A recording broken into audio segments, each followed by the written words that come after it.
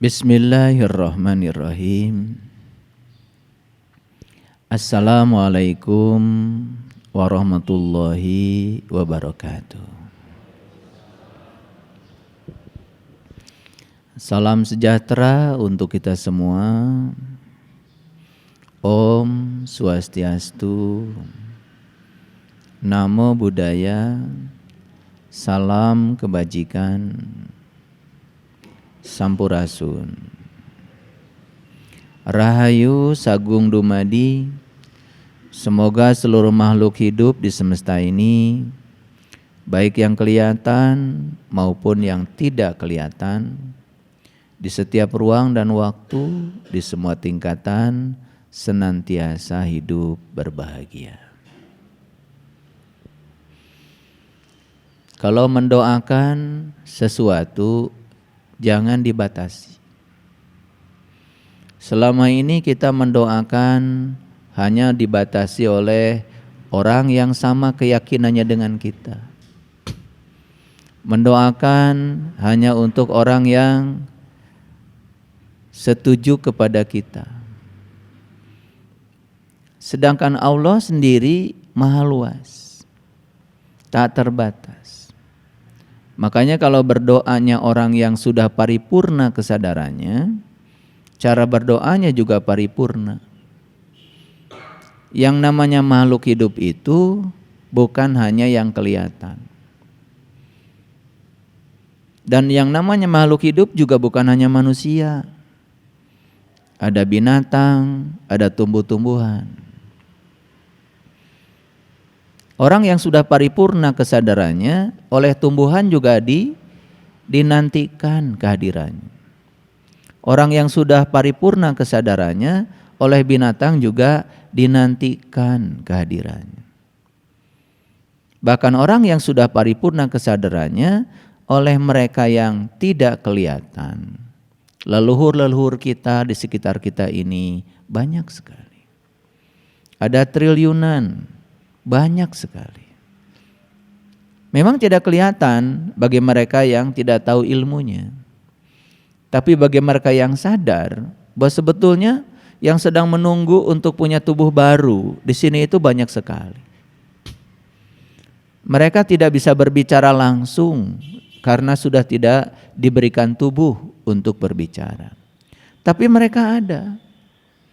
Makanya saya selalu mengajak kita, mari kita doakan semoga seluruh makhluk hidup, baik yang kelihatan maupun yang tidak kelihatan, di setiap ruang dan waktu, di semua tingkatan, semoga mereka berbahagia. Doa itu gak usah pakai bahasa tertentu, ucapkan dalam bahasa yang kita mengerti. Karena yang paling penting itu adalah resonansi kita ya dengan semuanya. Ketika kita mengucapkan kalimat itu, semesta ini bergetar. Karena kita sedang mengirim sinyal-sinyal energi ke semesta. Dan leluhur-leluhur kita merasa terhormat karena kita masih bisa mengingat mereka. Sekalipun mereka sekarang sedang tidak punya tubuh, tapi mereka ada. Makanya kalau kalian masuk rumah, walaupun di rumah tidak ada siapa-siapa, tidak ada salahnya mengucapkan salam. Karena di rumah kita itu sebetulnya banyak sekali. Bisa jadi ya, leluhur-leluhur kita juga masih ada di situ. Dan ketika kita menyampaikan salam, mereka akan sangat berbahagia. Ini hal-hal sederhana yang sering kita lupakan dalam hidup. Karena selama ini kita sudah terlalu panjang tidur dalam ketidaksadaran. Oleh karena itu, saya mengajak kita semua, mari kita hadir di sini saat ini sekarang. Sadari nafas kita. Sadari bahwa nafas adalah bukti kehadiran Sang Hidup pada diri kita. Karena dengan adanya nafas kita bisa melihat. Dengan adanya nafas kita bisa mendengar. Dengan adanya nafas kita bisa bicara. Dengan adanya nafas kita bisa merasakan apa saja yang kita santap. Dengan adanya nafas, tubuh kita dialiri energi lembut yang luar biasa. Dengan adanya nafas, setiap sel dalam tubuh kita hidup dan bergairah, penuh sukacita. Itu sebabnya ketika kita masih bernafas, sadari bahwa sebetulnya kita masih diizinkan untuk belajar di sekolah kehidupan ini. Sepanjang kita bernafas, berarti Sang Semesta masih akan menggunakan kita sebagai kepanjangan tangannya. Untuk apa? Untuk menyampaikan cinta kasih-Nya. Berhenti mencari uang, cari yang punya uang. Beda. Kalau orang mencari uang, dia hanya akan dapat uang sebagaimana yang dipikirkannya. Sebentar ada uangnya, sebentar tidak ada. Bahkan mungkin tidak berkah. Tapi mereka yang mencari yang punya uang selalu menjadikan pelayan di semesta ini untuk menjadi pelayan semesta, nulung kanu butuh, nalang kanu susah, nyaangan kanu poeken, ngahudangkeun kanu sare, nepak kanu poho, nganter kanu keeng. Tanpa berharap apa-apa, maka semesta akan memberikan hadiah. Hadiah dari semesta melampaui yang kita pikirkan. Itu yang disebut dengan keberlimpahan berkah. Ketika kita sudah ketiban keberlimpahan berkah, maka kita akan mengerti bahwa setiap apa yang diberikan semesta, baik diinginkan maupun tidak diinginkan, hadir dalam kehidupan kita, itulah kebenaran. Dan ketika menemukan kebenaran di setiap yang kita inginkan dan yang tidak kita inginkan, berarti kita sudah menemukan tujuan hidup kita. Ketika kita sudah merasakan berkah itu berlimpah tanpa batas, tentu saja kita harus memasuki durma. Durma itu dharma. Dharma kan semua berkah itu bukan hanya dinikmati oleh diri pribadi kita, tetapi lihat di sekitar kita banyak orang yang membutuhkan pertolongan kita. Jangan lupa bahwa setiap amanah yang diberikan pada kita bukan untuk kita, titipan untuk orang-orang di sekitar kita. Sadar bahwa berkah itu bukan hanya untuk kita dan kita bagikan pada orang-orang yang dihadirkan dalam kehidupan kita, maka kita sudah mencapai arti hidup. Maka beruntung sekali orang yang saat ini sudah menemukan tujuan hidup dan sudah menemukan arti hidup.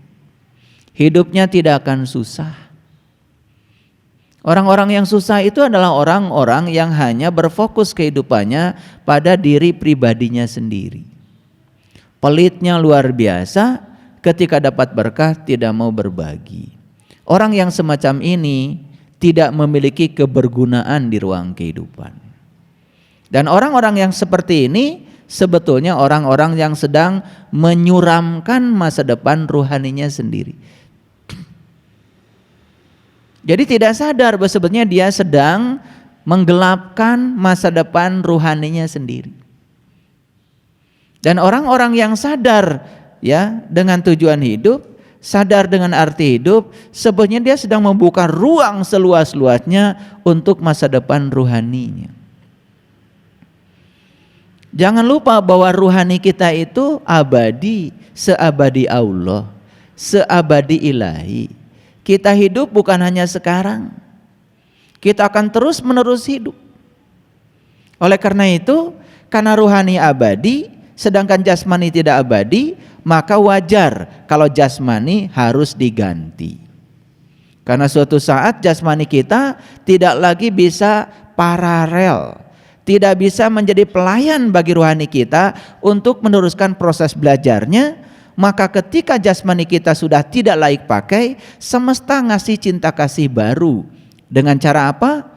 Jasmani kita ditinggalkan sementara oleh ruhani kita, kemudian didaur ulang ke semesta, dikuburkan, jadi makanan, kemudian jadi saripati yang baru, kemudian dipertemukan lewat cinta kasih, lewat ibu bapak kita, kemudian tersemailah tubuh baru. Lalu ya sang ruhani ditiupkan kembali, meneruskan perjalanannya. Orang yang sudah sampai di kesadaran ini tidak takut dengan kehidupan, tidak takut juga dengan kematian. Karena sesungguhnya mati itu adalah hal biasa, hanya berganti tubuh fisik, hanya berganti casing. Karena kalau tubuh ini sudah repot, tidak melayani lagi kebutuhan ruhani, ya tubuh ini harus ditinggalkan. Itulah hukum semesta yang disebut dengan siklus kehidupan. Makanya siklus kehidupan terus berjalan. Di depan mata siklus kehidupan kelihatan, tapi kita selalu tidak sadar. Leluhur kita dikubur. Ketika dikubur maka tubuhnya menyatu kembali dengan tanah. Diurai dengan sistem alami sehingga semua atom-atom, unsur-unsur, molekul-molekul yang membentuk tubuhnya diurai dengan sistem semesta menjadi unsur-unsur yang sudah terurai. Ketika sudah terurai, maka diserap lagi oleh tumbuh-tumbuhan yang ada di tanah. Dan tumbuh-tumbuhan menghasilkan daun, menghasilkan buah, kan dimakan lagi. Setelah dimakan jadi saripati baru, kan tumbuh lagi yang namanya tubuh baru. Jadi siklus kehidupan terjadi juga dalam dimensi fisik, bukan hanya dalam dimensi rohani. Yang gini saja kadang-kadang kita nggak paham. Lalu kita menganggap seakan-akan kehidupan itu sekali dan kematian sekali. Makanya reinkarnasi, suka atau tidak suka, itu merupakan sebuah hukum alam. Reinkarnasi tidak perlu keyakinan, karena reinkarnasi bukan ranah keyakinan. Anda percaya, Anda tidak percaya, hukum alam tidak bergantung Anda percaya atau tidak percaya, akan berjalan terus. Hukum gravitasi bumi ada, karena di setiap benda yang bermassa ada medan gravitasi. Dan di setiap benda, setiap kita meletakkan benda di medan gravitasi akan ditarik oleh bumi. Kan kalau kita taruh kelereng di sini pasti jatuh ke bumi. Taruh pensil di sini jatuh ke bumi. Anda percaya hukum gravitasi, Anda tidak percaya hukum gravitasi tidak mengundang keyakinan Anda. Hukum alam ya berjalan saja. Seperti itu hukum alam. Banyak orang yang tidak sadar, saya tidak percaya reinkarnasi. Saya percaya reinkarnasi. Kata reinkarnasi, lu mau percaya, lu gak percaya, ya gue jalan terus karena hukum alam. Gak perlu keyakinan Anda, gak perlu ribut. Agama itu tidak perlu pertolongan kita. Jadi banyak yang sibuk membela agama, itu keliru. Harusnya agama membela kamu. Agama tidak minta ditolong oleh kamu, tetapi justru agama harus menolong dirimu. Allah juga tidak butuh pertolongan kamu. Bagaimana Dia yang maha butuh pertolongan kita? In tansurullah yansurkum. Siapa yang menolong Allah, Allah akan menolong kamu.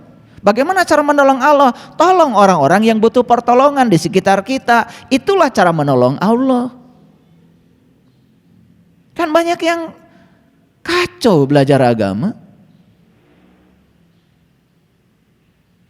Allah yang gaib disembah-sembah, Allah yang nyata diabaikan. Itu sudah kacau belajarnya. Sedangkan Allah mengatakan, aku yang nyata, aku juga yang tidak nyata. Yang nyata Dia, yang tidak nyata juga Dia. Dia sudah turun gunung menyatakan diri menjadi nyata. Makanya Nabi Musa ketika berfokus pada Allah yang gaib kan ditegur sama Allah. Hai Musa, kenapa ketika aku sakit kamu tidak menjenguk aku? Terkejut Musa. Bagaimana engkau bisa sakit ya Allah? tetanggamu yang sakit, Musa. Dan kalau kamu menjenguk tetanggamu, maka kamu menjenguk aku.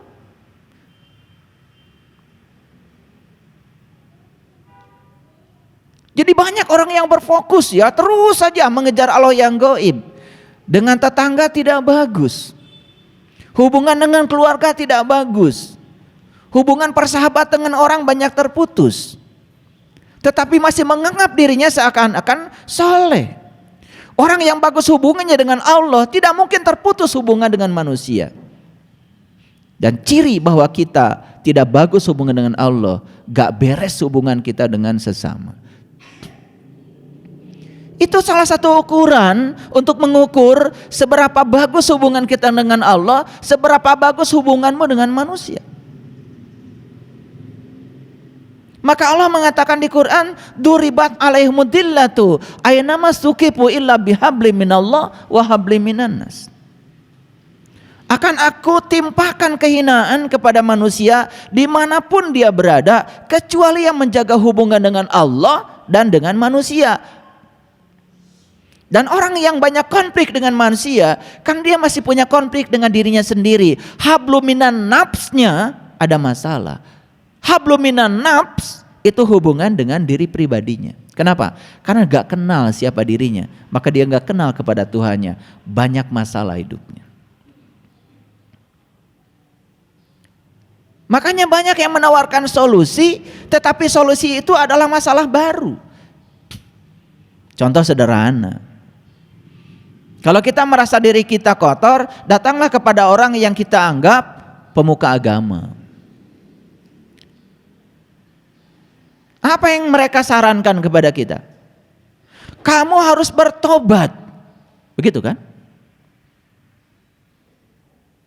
Apa yang kalian lakukan ketika disuruh bertobat? Sholat tobat? Baca Quran? Baca istighfar 1000 kali? Semua tidak menolong.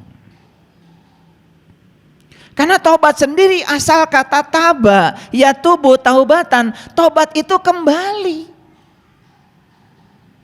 Kamu kembali pada jati dirimu. Kamu kembali pada asalmu. Sadari bahwa manusia sesungguhnya bukan tubuh yang diberi jiwa, tapi jiwa yang difasilitasi oleh tubuh. Aslinya kita adalah makhluk cahaya. Aslinya kita makhluk spiritual. Aslinya kita adalah nur ala nur. Kembali pada jati dirimu. Sadari bahwa Anda dengan Tuhan itu sejenis awalnya. Bukankah diri kita ini adalah ruhku yang ditiupkan Allah ke dalam diri kita? Siapa diri Anda? Gak ada ruhmu, yang ada ruhku. Bagian dari dirinya Tuhan, dari diri sejati kita. Bukankah dia juga? Jadi tobat yang sebenarnya adalah kembali kepada jati dirimu. Kenali siapa dirimu, itu yang benar. Maaf, saya bukan melecehkan baca istighfar. Baca istighfar 1000 kali. Kalau kita tidak tahu apa yang diistighfari dan kepada siapa kita istighfar, kita nggak kenal juga kepada Allah.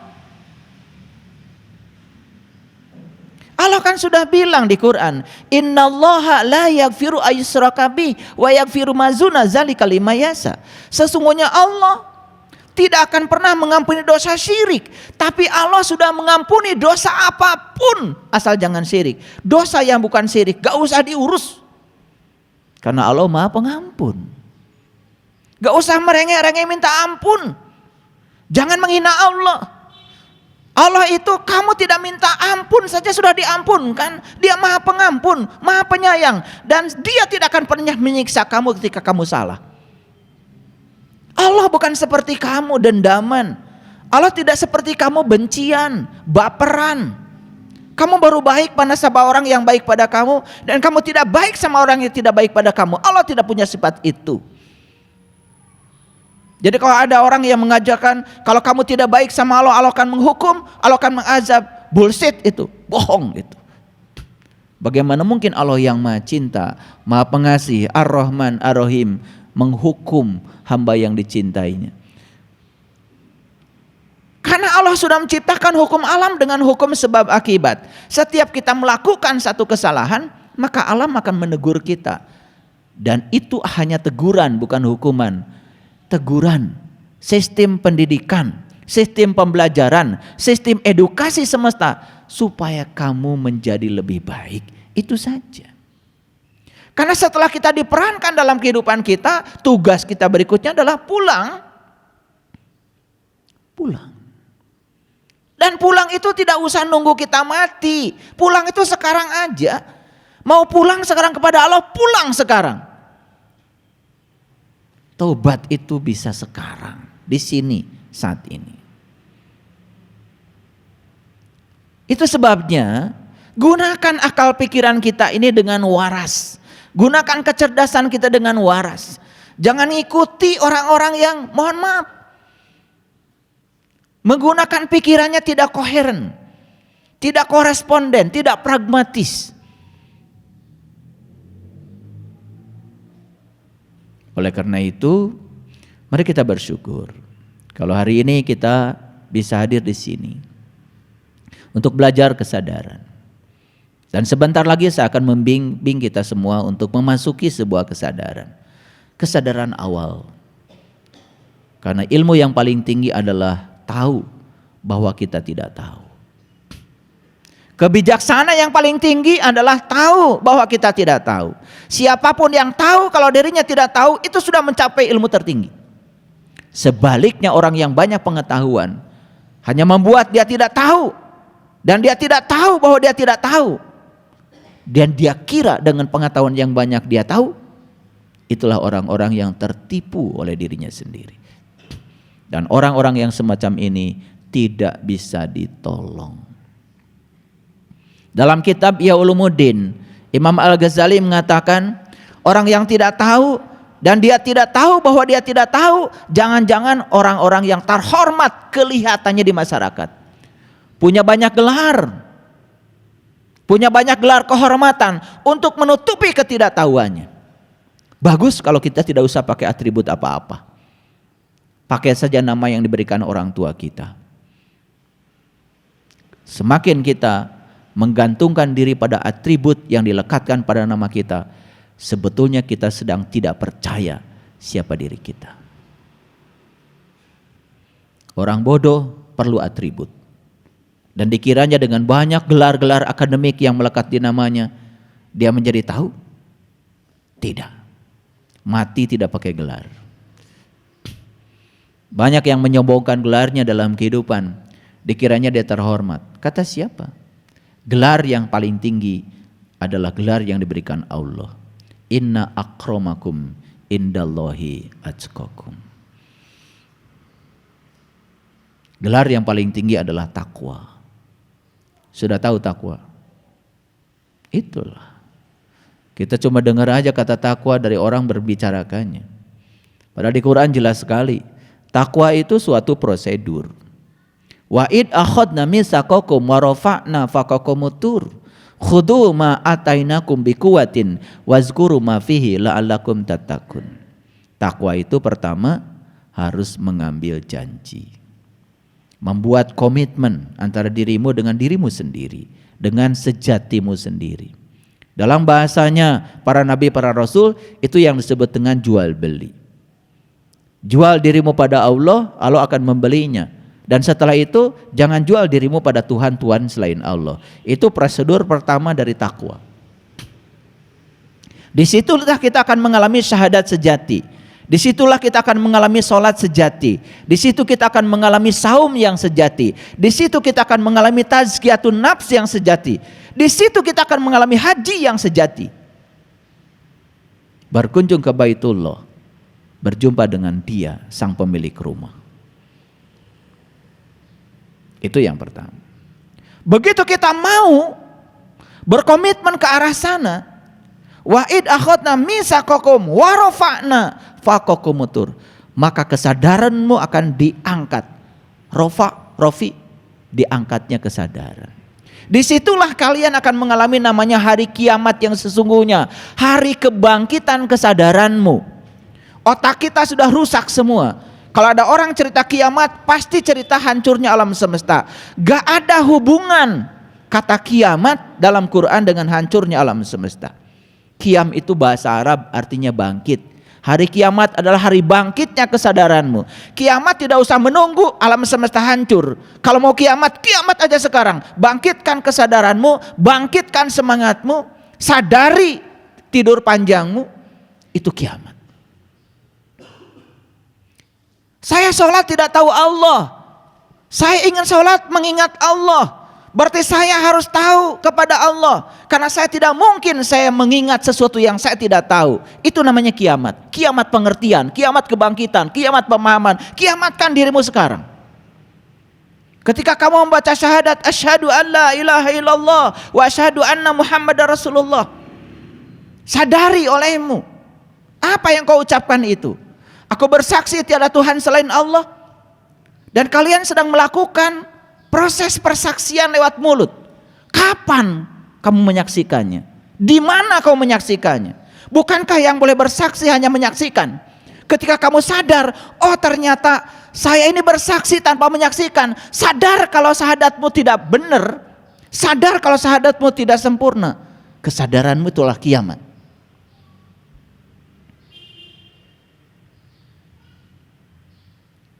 Sekarang di Jazirah Arab, di Mekah sana, yang dulu gunung-gunung kering sekarang jadi tumbuh lumut-lumut hijau. Banyak orang yang sok tahu, oh tanda kiamat sudah datang. Apa-apaan? Lu belajar apa? Setiap ada kehidupan karena ada air. Karena sekarang di Mekah sering terjadi hujan. Pokoknya ada tanda-tanda alam yang gitu, apalagi terjadi di Mekah sana, langsung dibilang sama umat, kiamat sudah dekat. Omong kosong apa? Batu di sana dulu kering warnanya coklat karena dulu jarang hujan. Sekarang iklim sudah berubah, bahkan hujan tidak bisa diramal lagi. Kenapa? Karena perilaku manusia sendiri. Masih ingat kan dulu kalau berberan hujan? Kan gitu. Sekarang berberan juga belum tentu hujan. Kenapa berubah iklim? Kita sendiri yang melakukan perubahan pada iklim. Karena perilaku kita terhadap alam. Tanaman kita pangkas semua. Hutan kita lucuti semua. Jumlah oksigen di semesta terus berkurang. Gaul dong sedikit. Belajar sedikit dari semesta. Belajar ilmu sains. Jangan sains yang tinggi. Science for all. Sains untuk semua orang awam. Ya kita punya batu juga di rumah. Disirami terus menerus. Lumutnya jadi. Jadi kalau sekarang di sana tumbuh lumut, ya itu peristiwa alam biasa. Kan di sana ada hujan. Kan di sana ada hujan, ya ada batu yang warna coklat ya jadi warna hijau.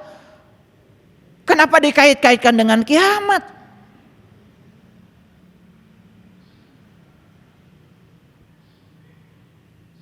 Kan begitu sekarang kita mendengar, betul nggak? Dari orang-orang yang terbuka mulutnya sementara mata kolbu masih tertutup. Belajarnya cuma satu sudut pandang saja. Makanya alam semesta dalam bahasa Inggris disebut universe. Universi. Uni itu artinya kumpulan, versi itu sudut pandang. Artinya pandang semesta ini dengan banyak ilmu, banyak sudut pandang. Ada ilmu fisika, memandang alam dari sisi materi dan energi. Ada ilmu kimia, memandang alam dari sisi reaksi kimianya. Ada ilmu biologi, memandang alam dari sisi makhluk hidup. Ada ilmu astronomi, memandang alam dari sisi astronomi. Ada geofisika, memandang alam dari sisi geofisika. Itu sudut pandang. Jadi kalau Anda hanya sekolah satu ilmu, satu bidang ilmu, jangan sombong. Anda itu baru memandang alam dari satu sudut pandang. Apa yang disombongkan? Semesta ini terlalu luas. Sekarang dokter yang namanya spesialis, udah macam-macam tuh dokter. Saya dengar kemarin ada salah satu sahabat kita sharing kepada saya. Yang namanya tumor, dulu tumor ya tumor saja.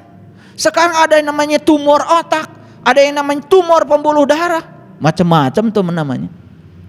Bahkan dokter yang hanya belajar tumor secara for all, umum, gak bisa menyembuhkan tumor pembuluh darah. Harus pada dokter spesialis tumor pembuluh darah, coba. Itu artinya tubuh fisik kita saja, kalau digali semua, gak ada akhirnya. Makanya kalau dikatakan tubuh ini adalah representasi dari alam besar, dan Allah mengatakan aku bentangkan kebesaranku di segala ufuk, dan aku bentangkan kebesaranku dalam tubuh kamu. Dan siapa yang menemukan kebesaran Tuhan pada tubuhnya, maka dia menemukan kebenaran. Sudahkah kita menemukan itu? Kita melihat tangan sebagai tangan saja, tidak pernah berpikir kenapa tangan kita tidak sama panjangnya, kenapa jari tangan kita tidak sama jaraknya. Pernah nggak memikirkan itu? Nggak ada waktu. Padahal dari ujung rambut sampai ujung kaki, di situ ada rahasia semesta. Dan tidak ada ciptaan Allah yang sia-sia, semua penuh dengan rencana. Dan siapa yang menemukan rencana Allah terhadap ciptaan, yaitu tubuhnya sendiri, dia akan bisa menjadikan tubuhnya jadi kendaraan untuk mengantarkan sang jiwa bertemu dengan sang maha jiwa. Apa yang kalian perhatikan dengan tubuh kalian? Ditanya yang sederhana aja oleh saya, kenapa kalian bisa lihat saya? Karena punya mata. Jawaban sangat dangkal. Tidak ada kesadaran. Pada setiap hari menyaksikan kematian. Lihat tuh orang mati, punya mata? Kan punya. Bisa lihat? Kan gak bisa lihat. Jadi kalau kalian katakan, kenapa kalian bisa lihat karena punya mata? Orang mati juga punya mata, gak bisa lihat. Kenapa kita tidak sadar? Kenapa Anda bisa melihat? Karena Anda hidup. Kenapa Anda hidup? Karena bernafas. Kenapa Anda bisa melihat saya? Karena bernafas. Agak tinggi sedikit deh. Karena kehadiran sang hidup Anda bisa melihat saya. Jadi siapa yang melihat? Anda atau Tuhan? Karena kehadiran dialah Anda bisa melihat. Siapa yang melihat? Dan siapa yang dilihat? Yang melihat dia, yang dilihat juga dia. Di mana Anda?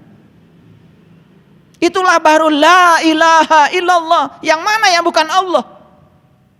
Hanya mempertanyakan penglihatan saja. Orang yang sadar bisa sampai kepada Allah. Makanya Profesor Masaru Emoto hanya belajar air, belajar molekul air. Di akhir buku The True Power of Water, beliau mengatakan, aku bertemu Tuhan lewat air. Itu di akhir bukunya beliau mengatakan, aku bertemu Tuhan lewat air. Demikian dalamnya dia menyelidiki molekul air, dan beliau mengatakan, aku bertemu Tuhan lewat air. Keren apa tidak? Keren apa tidak? Kalian ke masjid aja gak bertemu Tuhan.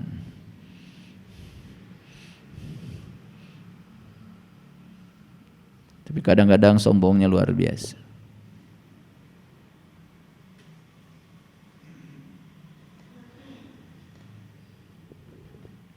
Maka hari ini, saat ini, izinkan saya untuk berbicara hal penting dalam hidup. Nggak tahulah, pokoknya saya hari ini mau ngasih judul apa ya? Kalau saya ditanya judulnya apa, pokoknya suka datang aja judul itu. Nggak tahu, jadi suka nggak ngerti. Dan saya yakin judul hari ini pasti bersesuaian dengan yang hadir di sini. Karena tidak mungkin kalian dihadirkan di sini kalau tidak ada pesan semesta. Dan kenapa kalian disuruh duduk di sini di depan saya hari ini? Pasti semesta sedang ngasih pesan. Jadi judulnya hari ini, memiliki masa depan ruhani yang gamblang, bukan gambling.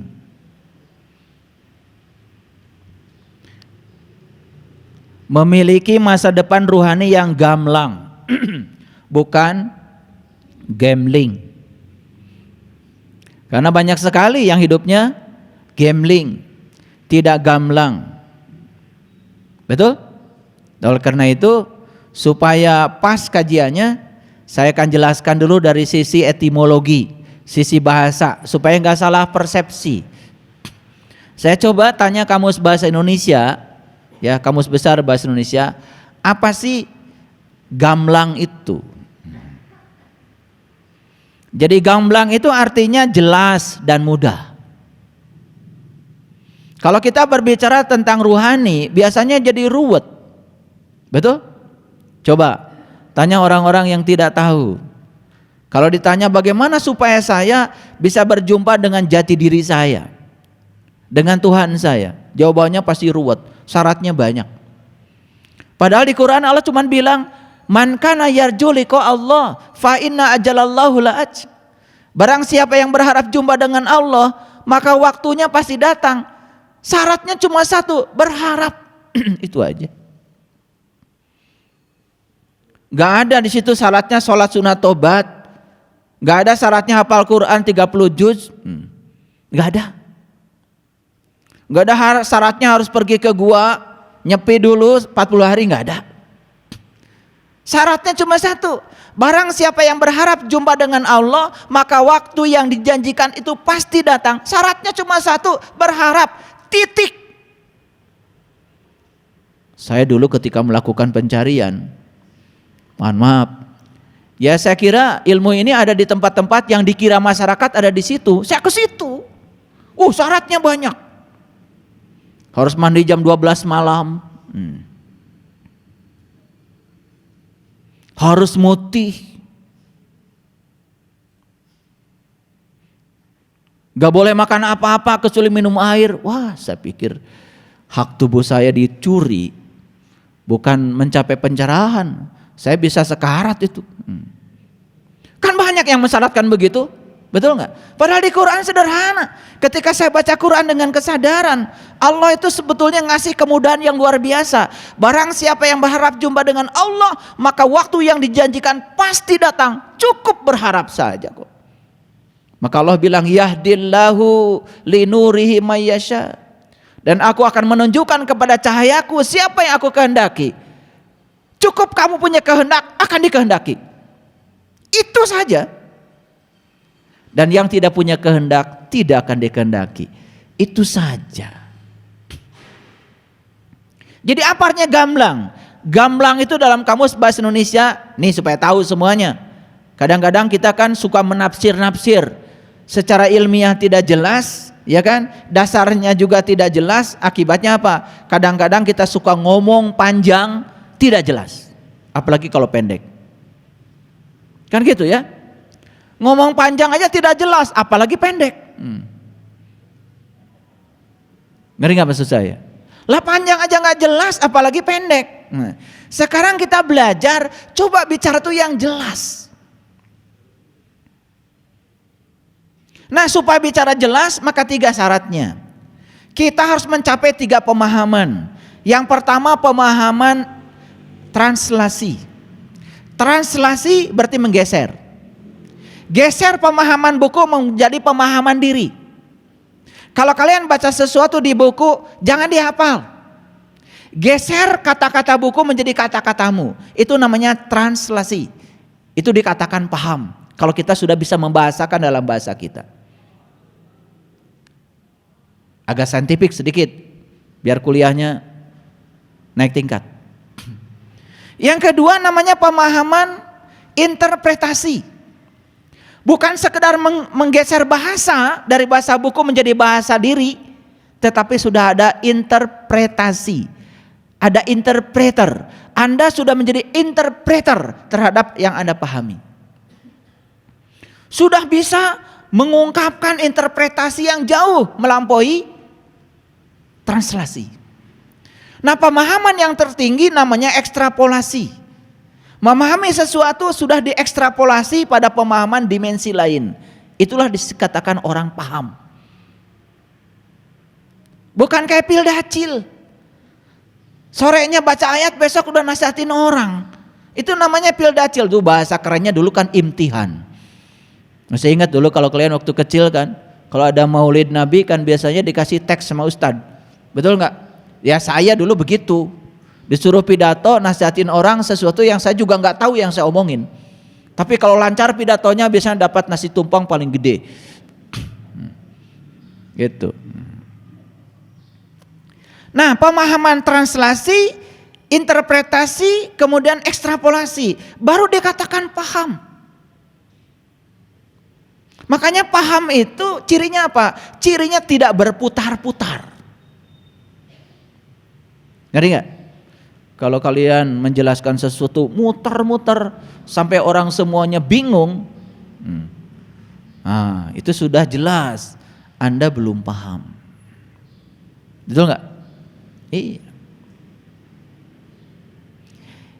Jadi gamblang itu jelas dan mudah dimengerti.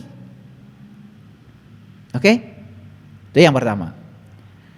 Yang kedua, gamblang itu menurut kamus bahasa Indonesia tampak jelas. Jelas banget. Jadi kalau saya tanya sekarang, kamu nanti kalau mati selamat atau celaka? Kamu nanti kalau mati bisa pulang atau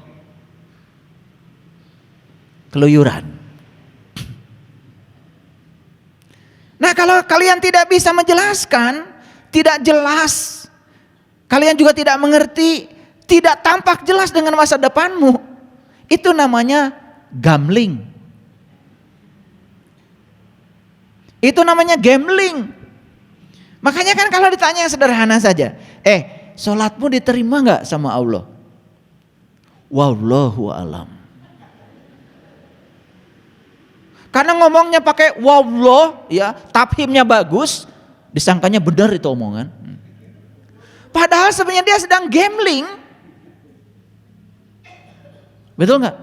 Atau jawaban berikutnya, sholatmu diterima atau tidak oleh Allah? Terserah Allah. Kan Allah bingung. Yang sholat kamu, setelah itu kamu nyerahin sama gue. Apa urusannya?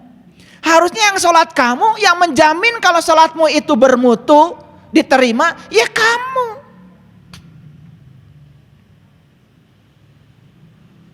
Gitu kan? Kalau ditanya, hajimu mabrur atau mabur? Wallahu alam. Ya lihat saja perilakumu sebelum haji, kamu pelit. Habis haji tambah pelit. Wallahu alam kumaha. Sudah jelas kamu tuh mabur. Cuman kita gak jujur pada diri sendiri. Kan pertanyaannya sebetulnya perubahan apa yang terjadi setelah kamu haji? Perubahan apa setelah kamu umroh? Kenapa kamu gak tahu tujuan haji, gak tahu tujuan umroh? Jawaban yang paling keren adalah wallahu alam. Wallahnya tebel. Asal ke Arab-Araban kan dianggap benar itu. Ini masalah kita. Makanya saya buka dikit-dikit biar sedikit agak waras. Ini ngaji kewarasan. Makanya kalau ngaji dengan saya bahaya. Yang tidak waras jadi waras. Itu bahaya ngaji dengan saya.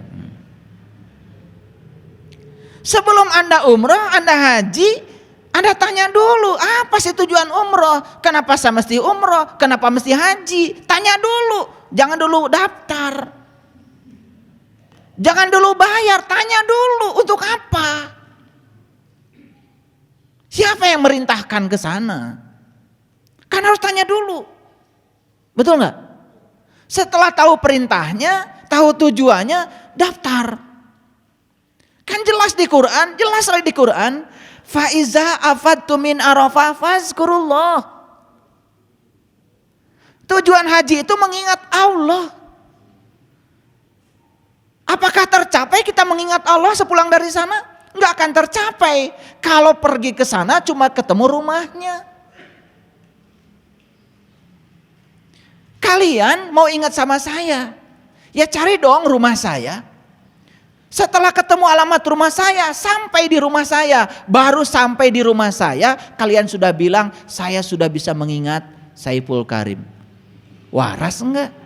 Ketemu aja enggak sama gue? Kamu baru ketemu rumah saya, belum ketemu yang punya rumah. Makanya di Quran dikatakan li ilafi Quraisy ilafi rihlatas syitai wasaif falyabudu rabb hadzal bait. Jangan sembah rumahnya, sembah yang punya rumah. Apakah ketika kalian pergi ke sana ketemu yang punya rumah? Bukannya kalian baru keliling-keliling di luar? Ngakunya tamu lagi. Siapa yang nyuguhin keliling-keliling di luar?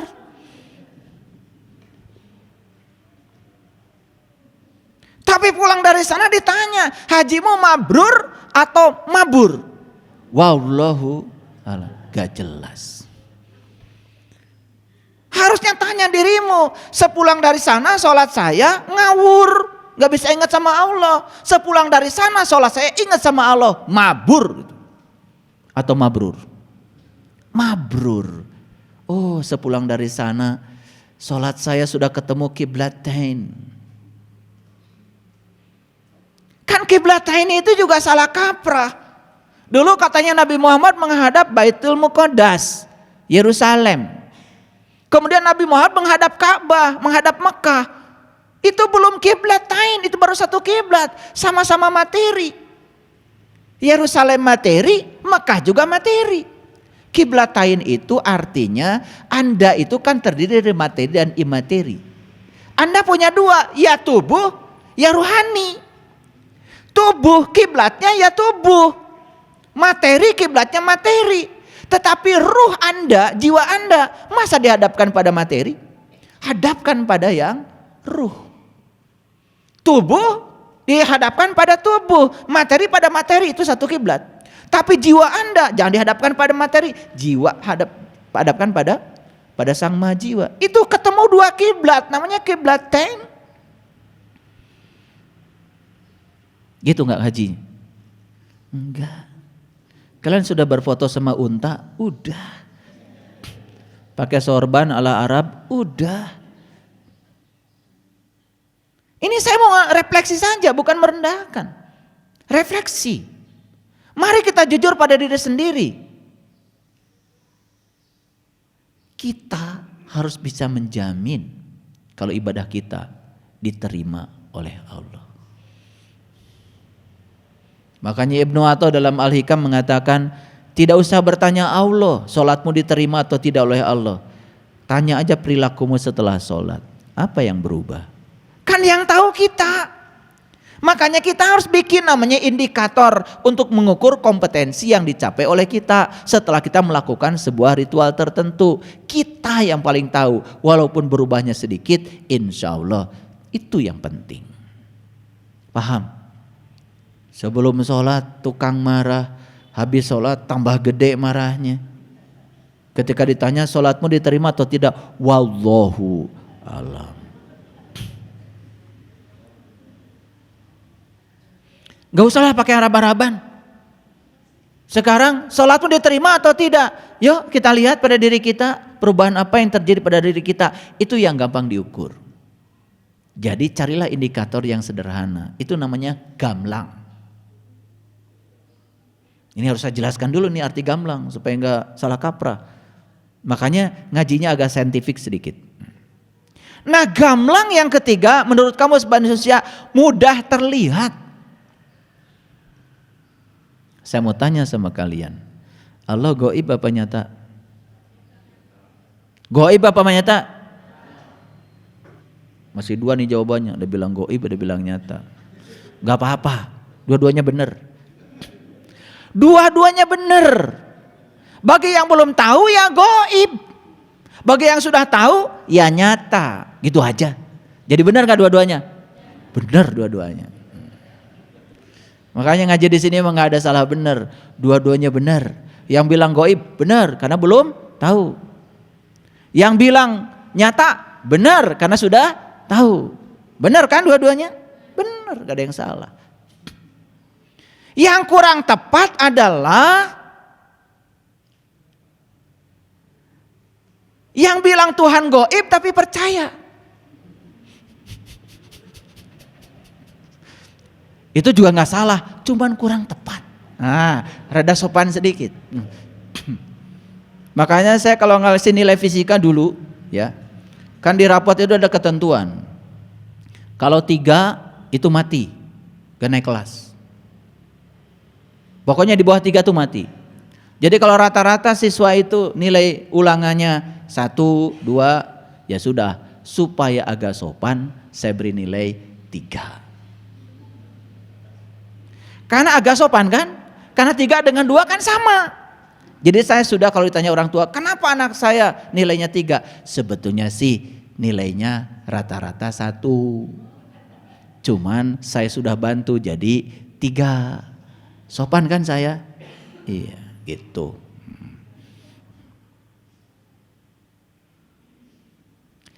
Mudah terlihat. Itu namanya gamlang. Kalian kalau mau ketemu saya,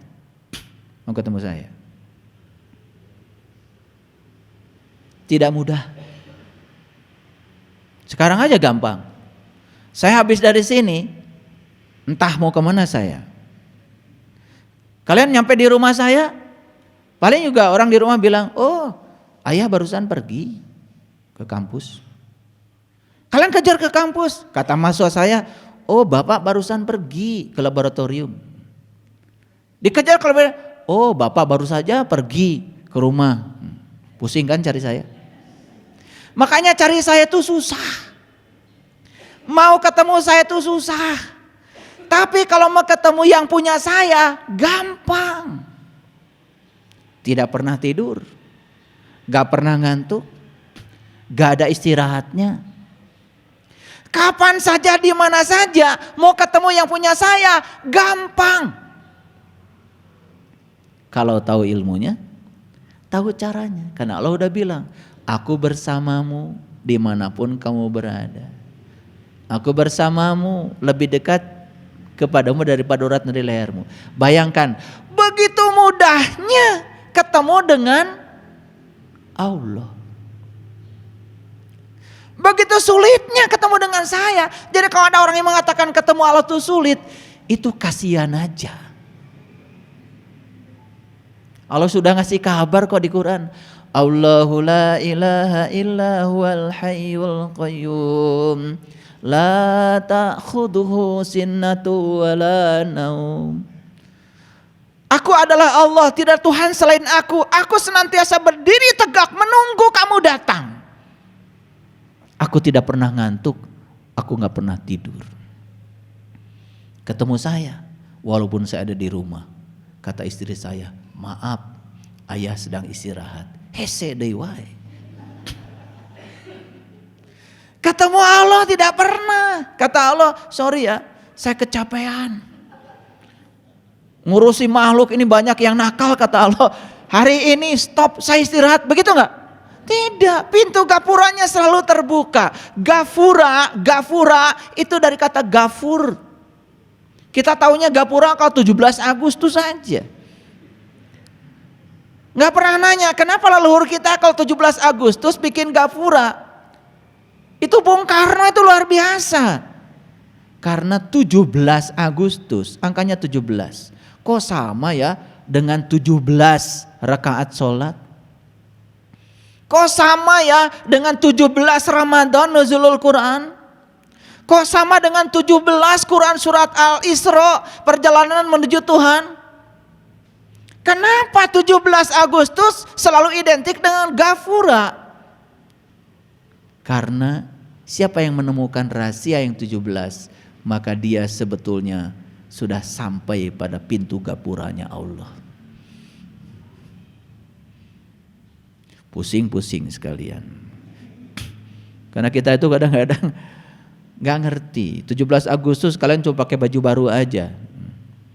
Orang lain bawa pedang-pedangan, bawa bambu runcing, ikut aja. Gak tahu esensinya apa. Kenapa Bung Karno memerdekakan bangsa kita 17 Agustus? Kenapa bulan 8 lagi? Kenapa 1945? Luar biasa. Kalau kita menemukan rahasia 17, kita akan menemukan rahasia yang 8.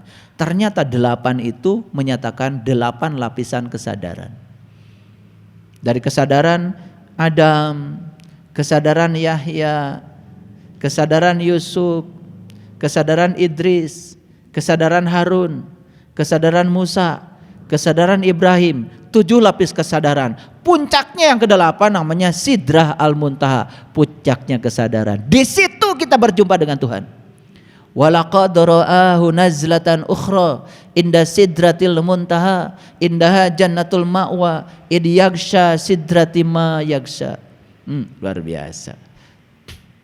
8. Makanya 17 8. 19 itu lambang dari syakor. Maka di Quran dikatakan ada 19 pintu neraka syakor. 4 5. 4 itu rahasia keilmuan. Syariat, thariqat, hakikat, ma'rifat. 4. Sidik, amanah, fatonah, balagoh. 4. Abu Bakar, Umar, Utsman, Ali. 4. Unsur pembangun manusia, tanah, air, api, udara. 4. Yuk. Yang harus kita tahu dari Allah 4. Wajibul wujudnya, sifatnya, afalnya.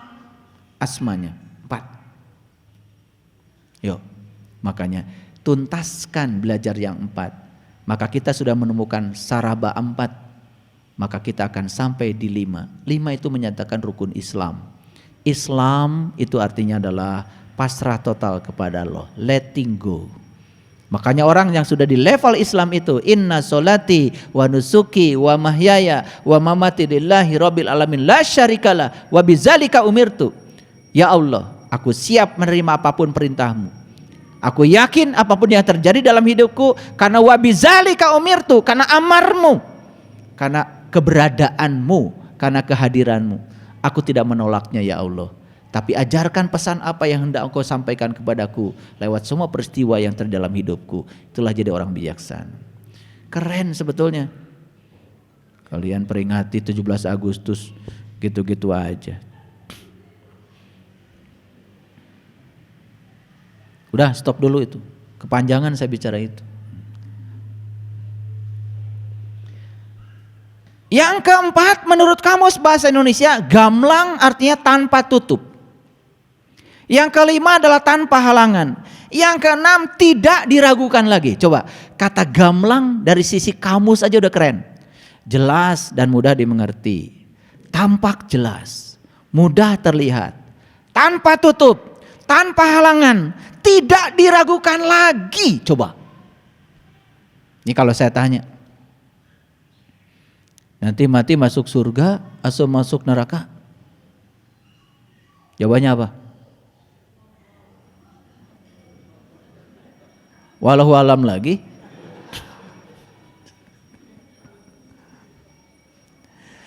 Nah, kenapa kita sekarang tidak percaya diri?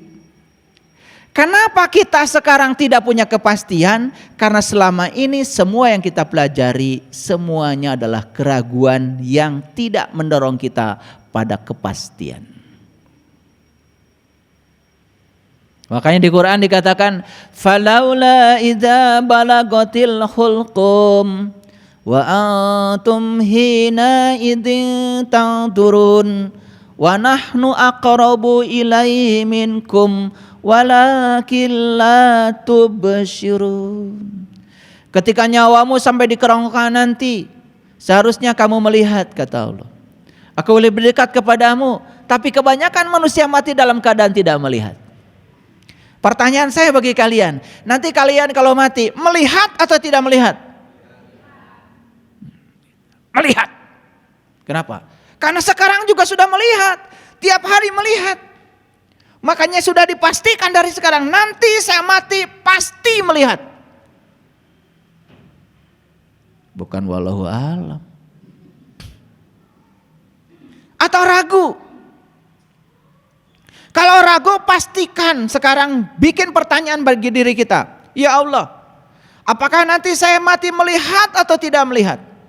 Kalau saya mati harus melihat, dengan mata mana saya harus melihat? Apa yang harus saya lihat? Dan bagaimana caranya supaya saya bisa melihat? Pastikan dari sekarang. Akan dijawab oleh semesta. Yang melihat saat itu adalah mata qalbumu. Yang dilihat adalah aku, kata Allah. Dan bagaimana cara supaya bisa melihat? Temuilah para pewaris Rasul. Itulah tugas mereka. Aku utus ke semesta untuk mengajarkan itu. Membebaskan 3 penyakit. 1 penyakit kulit. Yang kedua, membebaskan kebutaan mata kalbumu. Dan yang ketiga, membangkitkan kematian kesadaran. Itu diabadikan dalam Quran surat Al-Imran ayat 49. Tugasnya Rasul itu cuma 3. 1, membebaskan manusia dari kebutaan mata kalbunya. Yang kedua, membebaskan manusia dari penyakit kulit. Ngerti sesuatu cuma kulitnya saja. Yang ketiga, membebaskan manusia dari kematian kesadaran. 3 itu. Maka siapapun yang mengaku pewarisnya Rasul harus bisa menjalankan 3 tugas utama itu. Ya Allah, nanti kalau saya mati melihat atau tidak melihat? Jangan minta dijawab oleh Allah. Jawab oleh dirimu. Melihat. Dengan mata mana ya Allah saya melihat? Dengan mata kalbu. Buka sekarang. Bagaimana caranya? Temuilah para pewaris ilmunya Rasul. Al ulama warasatul anbiya. Jangan cari orang-orang yang pura-pura iman, padahal dia bukan orang beriman. Jangan cari orang yang pura-pura Islam, padahal dia belum merasakan rasanya Islam. Lihat di Quran, bagaimana Nabi Musa mengoli iman. Ya Allah Tuhanku, nampakkanlah diri Engkau kepadaku agar aku dapat melihatmu. Apa kata Allah? Kamu tidak akan sanggup melihatku, tapi lihatlah ke puncak kesadaranmu. Tatkala Allah bertajalli di puncak kesadarannya Musa, saat itu Musa tersungkur, bahkan pingsan, mengalami fana billah.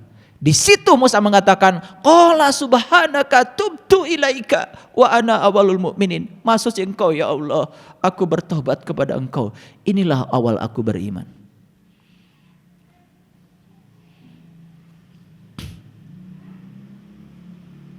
Ulangi. Jadi gamblang apa? Jelas dan mudah dimengerti. Oleh siapa?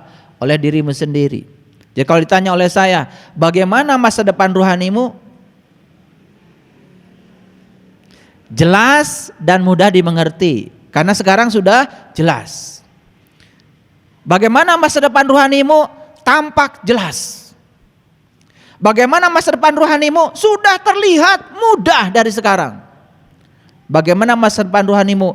Gak ada tutupnya lagi. Kelihatan dengan jelas. Sudah kasyaf, sudah mukasyafah.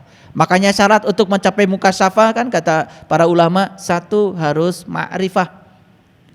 Lanjutannya adalah musyahadah. Setelah ma'rifat baru musyahadah, penyaksian. Di atas penyaksikan ada yang namanya mukasyafah, terbukanya tirai tanpa tutup. Puncak yang tertinggi adalah mahabbah. Kemarin ada salah satu peserta BMK, saya tanya, kamu cinta sama Allah? Cinta banget ayah. Kamu sudah ketemu Allah? Belum ayah. Orang mana kamu? Saya dari Jawa Timur ayah. Pernah dengar? Witing tresno jalaran soko kulino. Pernah? Dengar ayah. Apa artinya? Kalau kita sering ketemu baru jatuh cinta. Lah kamu belum ketemu udah jatuh cinta. Saya bilang kamu ini cintanya pangeretan. Kan banyak yang mengklaim cinta, betul? Bagaimana bisa cinta? Cinta itu tidak tumbuh begitu saja. Kalau sering ketemu ya baru cinta. Lah kamu ketemu aja belum, sudah mengklaim cinta. Ini masalah ini bagi umat. Karena banyak ngasih contoh. Contoh gak benar maksudnya. Tiba-tiba cinta ketemu aja belum. Bisa kalian mencintai gak ketemu? Ya sudah. Kawinnya lewat online aja. Tidurnya online juga. Bisa begitu? Mau gimana punya anak? Nanti anaknya juga online. Oke, sampai sini dulu. Nah sekarang saya jelaskan gambling. Nah ini kalau tadi kan gamblang. Nah sekarang kita jelaskan gambling. Gambling ini menurut kamus bahasa Indonesia satu perjudian. Tahu judi? Tahu judi? Bilang, kalau tahu bilang tahu, kalau enggak bilang enggak tahu. Tahu? Kasih contoh. Kalau tahu harus bisa ngasih contoh. Tahu enggak? Tahu apa tidak? Kalian. Ya kalian tahu judi apa tahu orang? Sabun ayam judi. Betul? Main kartu judi. Togel judi. Gitu. Saya nggak mau bahas itu. Karena itu hanya bagian kecil dari judi. Judi yang besar itu adalah membiarkan masa depan kita dalam ketidakpastian. Itulah di Quran dikatakan judi itu haram. Bukan berarti saya menghalalkan sabung ayam. Ya masa kok ayam malah diadu-adu, kasihan. Itu juga tidak baik. Saya tidak mau bicara itu karena itu hanya bagian kecil saja ya dari yang disebut dengan judi. Judi dalam konsep besarnya adalah membiarkan masa depanmu dalam ketidakpastian. Itu judi. Sekarang saya tanya, sholatmu diterima atau tidak? Walau alam. Judi. Saummu diterima atau tidak oleh Allah? Walau alam. Judi. Hajimu mabrur atau mabur? Nggak tahu. Judi. Semua yang kau lakukan tidak pasti, itu yang namanya judi. Itu yang disebut dengan gambling. Jadi gambling itu menurut kamus bahasa Indonesia, yang pertama adalah perjudian, yang kedua untung-untungan.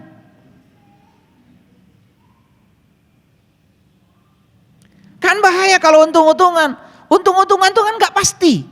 Nah, kenapa lotre disebut judi, untung-untungan?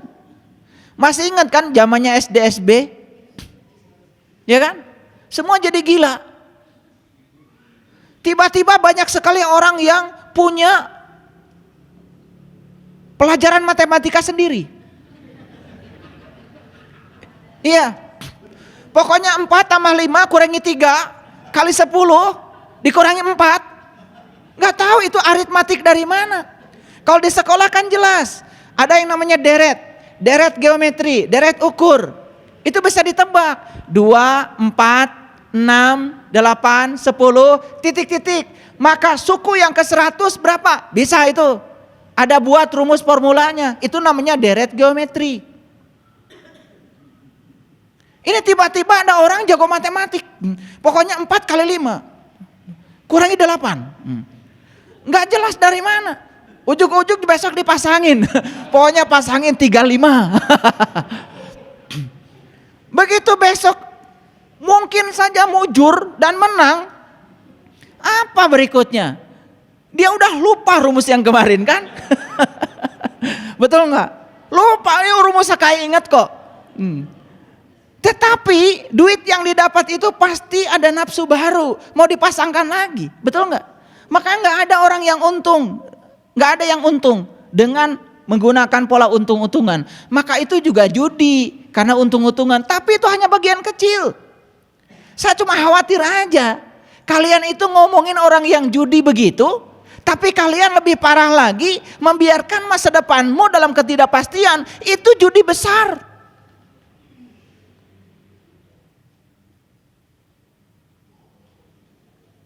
Nanti kamu mati selamat atau celaka? Wallahu alam.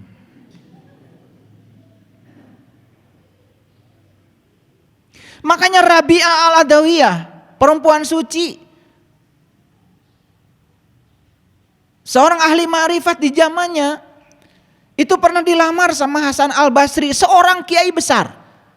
Siapa yang tidak tahu Hasan al-Basri? Baca kitab warisan para aulia. Yang namanya Hasan al-Basri itu orang yang paling soleh di zamannya. Dan dia melamar Rabi'ah al-Adawiyah. Dan ketika melamar Rabi'ah al-Adawiyah, permintaan mas kawinnya cuma satu. Kamu akan diterima lamarnya oleh saya, tapi tolong jawab pertanyaan saya. Apa pertanyaannya? Nanti kalau saya mati, saya selamat atau celaka? Jawaban Hasan al-Basri saat itu wallahu alam, langsung ditolak lamarannya. Apa kata Rabi'ah? Bagaimana kamu bisa melamar saya karena kamu tidak bisa memastikan saya selamat atau celaka? Kamu tidak layak sebagai suami saya. Mau ditiru begitu? Nanti kalau ada yang melamar tanya dulu. Nanti saya kalau mati selamat apa celaka? Gitu. Ada nggak yang begitu? Nggak ada. Paling yang melamar bawa apa? Mas kawinnya berapa banyak, kan begitu? Betul nggak? Bahkan tidak tahu asal usulnya, yang pengen gede mau aja. Ternyata hasil ngerampok. Besoknya masuk penjara sama-sama. Itulah perempuan suci itu bertanyanya begitu. Ya, Anda akan jadi suami saya, akan jadi pembimbing saya. Pastikan kalau saya nanti mati saya selamat. Bagaimana Anda membuat saya selamat? Itu mas kawin yang diminta Rabi'ah al-Adawiyah. Keren sekali. Dan saya belum pernah mendengar lagi setelah itu. Jadi kalau ada tiba-tiba murid-murid saya yang kemudian sok Rabi'ah, itu patut diragukan itu.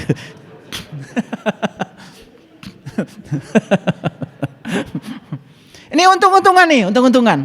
Yang ketiga, ini menurut kamus, membiarkan sesuatu dalam ketidakpastian. Kan sekarang ini mohon maaf ya. Kalian kan banyak cerita, oh nanti di akhirat itu begini, begitu kan? Betul kan? Sementara yang ceritakan belum pernah ke sana. Oh nanti di surga itu ya ada bidadari. Satu orang bidadarinya 72. Satu aja saya udah kerepotan.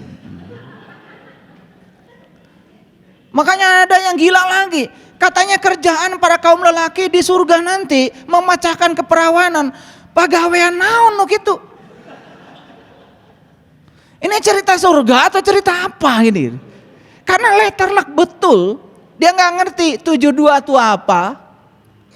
Bidadari itu apa. Nggak ngerti sama sekali. Surga itu apa. Dia nangkap surga berdasarkan persepsinya sendiri. Lucunya dia menyampaikan itu pada orang lain. Padahal surga itu di sini, saat ini, sekarang. Bahkan kata Allah di Quran, surga itu adalah tempat di mana kamu masih bernafas. Bahkan saat langit dan bumi masih ada. Itu 72 itu bahasa simbolik.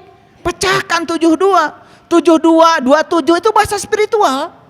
Maka Nabi Muhammad ya ketika Isra Mi'raj 27 kan? 27 kan? Beliau mengatakan sholat berjamaah 27 kan? Aduh, itu bahasa spiritual. Pecahkan 27 itu, temukan maknanya. Disitulah pentingnya ketemu guru. Nah dibalik dari 72 sama aja. Tetap angkanya 2, 7 dan 2. Nah bidadarinya yang mana? Gak saya ceritakan di sini, mahal. Harus bayar. Enak aja. Kalau saya cerita di sini kan gratis. Nggak bisa gratis-gratisan. Ilmu itu ada fidyahnya. Ya, kan kasihan itu. Yang haji di sini kebanyakan kan perempuan. Udah gitu ceramahnya di surga hanya ada bidadari. Kan kasihan sebelah sini. Habis ngaji pasti burem itu wajahnya. Sudah ada hadis yang mengatakan di neraka itu kebanyakan laki-laki, kebanyakan perempuan. Di neraka kebanyakan perempuan, sudah gitu di surga kebanyakan bidadari. Kan kasihan 2 kali kan? Itu semua simbolik. Neraka itu ya, penghuni neraka kebanyakan perempuan, maksudnya apa? Perempuan lambang dari jasmani. Siapa saja yang dalam kehidupannya terlalu berorientasi pada aspek jasmani, lupa pada aspek rohani, yaitu dia sedang menciptakan neraka bagi dirinya sendiri. Itu maksudnya. Cerdas dikit. Makanya laki-laki selalu lambang dari rohani. Ya toh? Iya, ya akan masuk surga. Iya rohani. Makanya rohanimu baik perempuan, rohanimu baik laki-laki, ya kalau rohaninya bersih masuk surga dua-duanya. Yang masuk surga di sana sediakan bidadari, ngerti? Nah bidadarinya belum dijelaskan, jangan manggut dulu, enak aja, kan belum harus bayar. Karena bahaya kalau gratis itu. Kalau ilmu didapat dengan cara gratis, kalian akan membuangnya mudah. Makanya di dalam Quran surat Al-Mujadilah, jika kamu hendak melakukan pembicaraan khusus dengan Rasul, maka harus mengeluarkan sedekah. Itu Quran surat Al-Mujadilah 12-13, itu baca sendiri itu. Kalau ada yang bilang, wah kok belajar harus bayar, ya udah nggak usah belajar, biar nggak bayar. Ngerti maksud saya?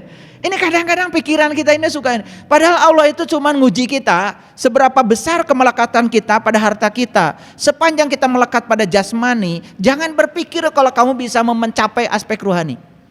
Lepaskan dulu kemelekatan pada jasmani, aspek rohaninya akan naik. Itu namanya wudu. Wudu itu berpisah. Berpisahlah dengan kemelekatanmu pada yang selain Tuhan. Supaya kamu bisa sholat menyatu dengan Tuhan. Itu makanya wudu dulu baru sholat. Nah, jadi gambling itu artinya perjudian, untung-untungan, membiarkan sesuatu dalam ketidakpastian, taruhan. Selanjutnya, hasilnya tidak pernah pasti. Dan yang selanjutnya, mengundi nasib dengan anak panah. Ini bahasa Quran, disebutnya ajlam. Jadi ajlam itu mengundi nasib dengan anak panah. Nah, jadi kan melesatkan anak panah itu kan kemungkinannya banyak. Tergantung keahliannya kan. Bisa masuk ke titik sasaran, bisa keluar dari sasaran kan begitu. Apalagi yang sembrono memanahnya. Makanya Nabi Muhammad mengajarkan olahraga tuh yang bagus memanah. Maksudnya itu bukan langsung cari panah, langsung olahraga. Kalau sudah olahraganya itu udah merasa ahli surga. Bukan itu. Olahraga artinya memanah. Memanah itu harus betul. Jangan sampai memanah itu sembarangan. Nah, memanah itu memusatkan perhatian pada tujuan sebetulnya. Itu bukan cerita olahraga. Cerita kalau kamu ingin benar hidupmu, pusatkan fokusmu, perhatianmu pada fokusmu. Tujuanmu apa? Kan tujuan kita cuma satu. Ilahi anta maksudi waridoka matslubi. Hanya engkau ya Allah tujuanku. Hanya ridhomu yang kami cari. Itu. Kalau fokus ke sana, maka kita tidak akan. Nah, sekarang saya sudah jelaskan apa itu gamlang, apa itu gambling. Paham ya? Nah, rumusnya yang saya mau jelaskan kan ini. Memiliki masa depan rohani yang gamlang, bukan gambling. Oke, lihat saya semuanya. Ini ada jasmani, ada rohani. Masa depan jasmani juga gak boleh gambling, harus gamlang. Ingin sehat gak? Ya ikuti pola hidup sehat. Kan gak mungkin kalian tiba-tiba sehat kemudian hidupnya sembrono. Hidup sehat, haknya hatinya selalu gembira. I-nya istirahat yang cukup terutama pikiranmu. D-nya diet yang seimbang, makan sesuai golongan darah. Makanya makan itu rumusnya 3J. Jenisnya apa, jadwalnya jam berapa, jumlahnya berapa banyak. Makanya yang membentuk tubuhmu itu adalah mulutmu.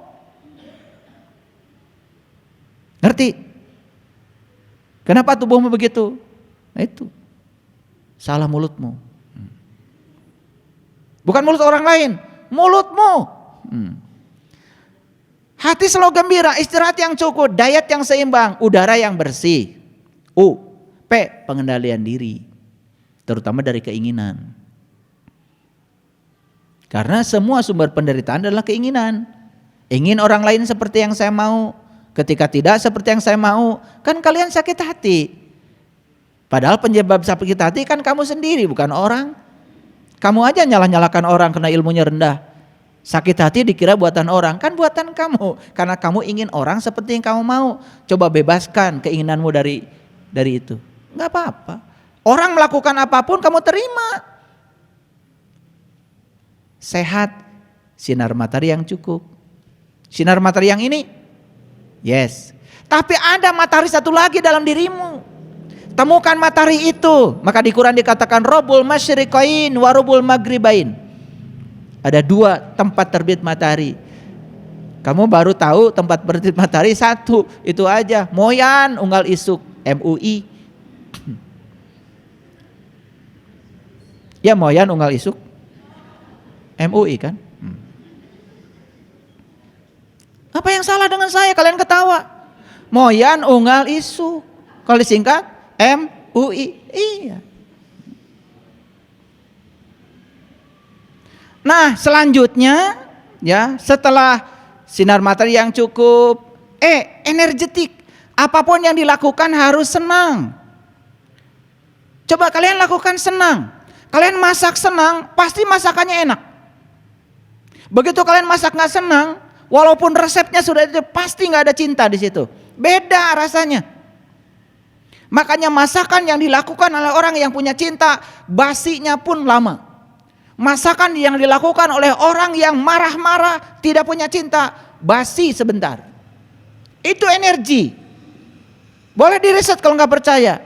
Energi ini energi. Energi apa yang kita masukkan ketika kita memasak? Sinar matahari yang cukup, energetik, melakukan apa-apa. H, hubungan sosial yang bagus. Jaga hubungan. A, air putih yang banyak. T, Tuhan yang paling utama. Tuh rumusnya udah saya kasih. Nah ini gratis. Gak usah bayar. Ada yang gratisannya ada, tenang aja. Nah, jasmani kita pun harus punya masa depan. Yang menentukan berapa usia saya, ya kita sendiri. Sekarang makan minyak, goreng-gorengan, setelah itu makan nasi banyak. Nasi itu gulanya banyak. Sedangkan semua yang minyak-minyak, kalau ketemu gula, ya terikat. Pembuluh darah jadi sempit. Apa yang terjadi? Ya sudah, darah susah mengalir. Cara rangke. Awalnya mah kalaloper, sirem asukan awak. Orang Medan bisa ketawa ya. Ngerti memang saya ngomong gitu. Luar biasa. Ini TOEFL-nya udah tinggi nih. TOEFL bahasa Sundanya. Iya, jadi sing siremen, betul nggak? Nah, sing siremen, cara rangkel, duduk sebentar, cengkat, kunang-kunang. Itu masalahnya adalah makan tidak teratur. Nah, yang menentukan masa depan tubuh kita kan kita sendiri. Nah, yang menentukan rohani kita juga kita sendiri.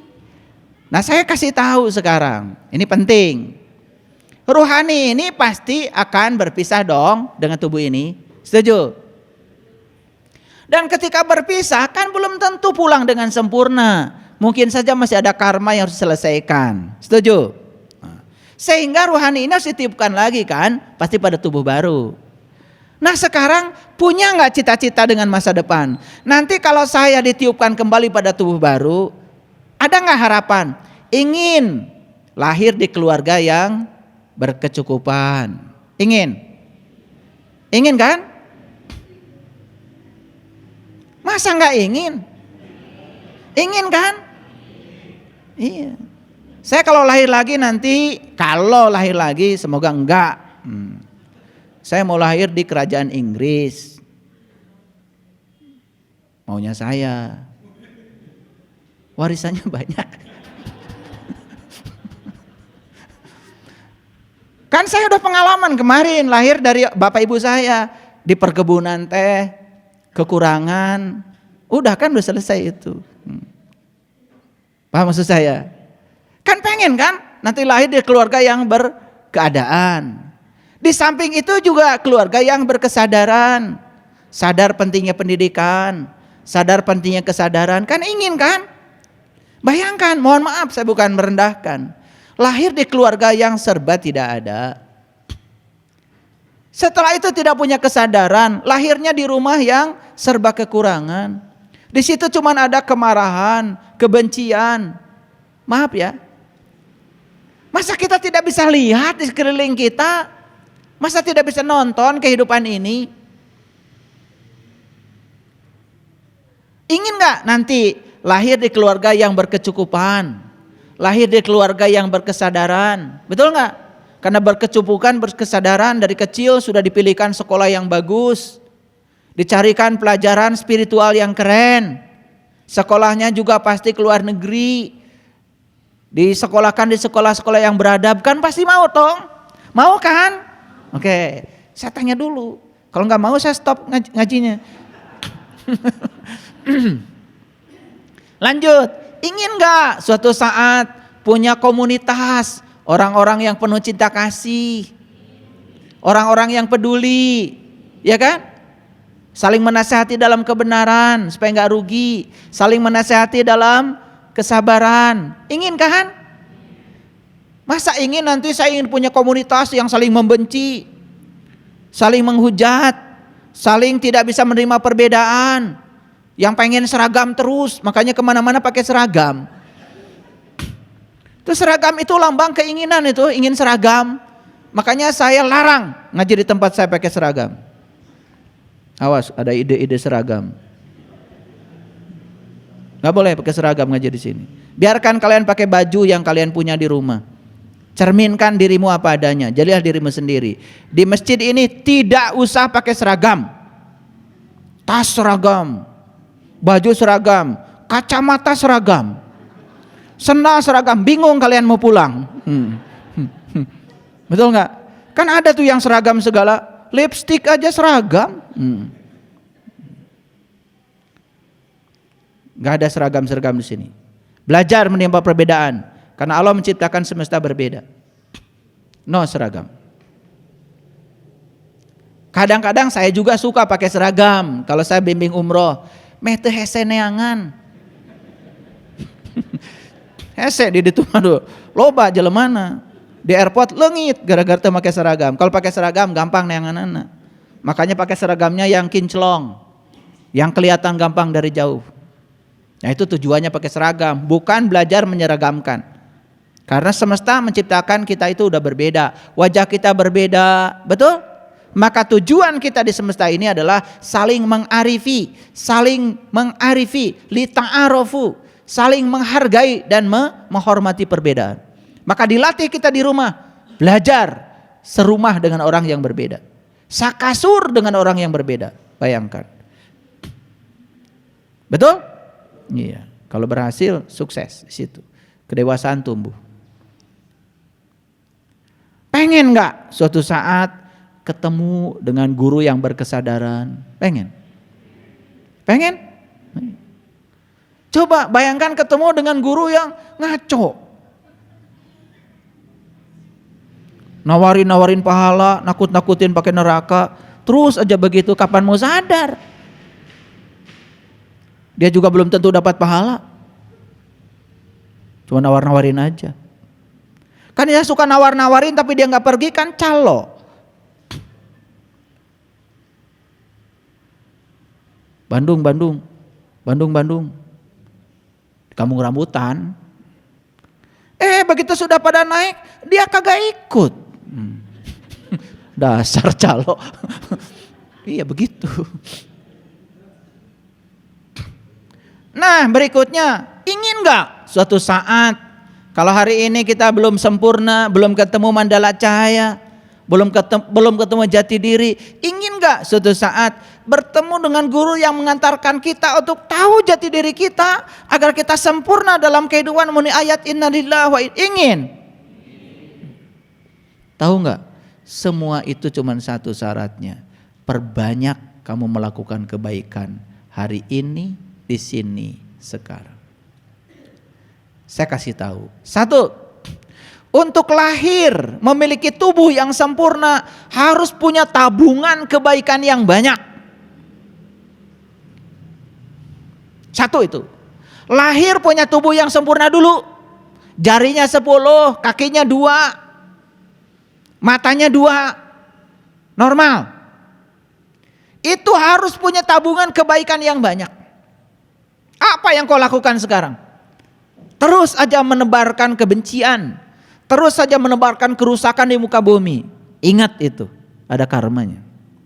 Hanya ingin punya tubuh yang sempurna saja. Syukur-syukur kalau cantik. Syukur-syukur kalau ganteng.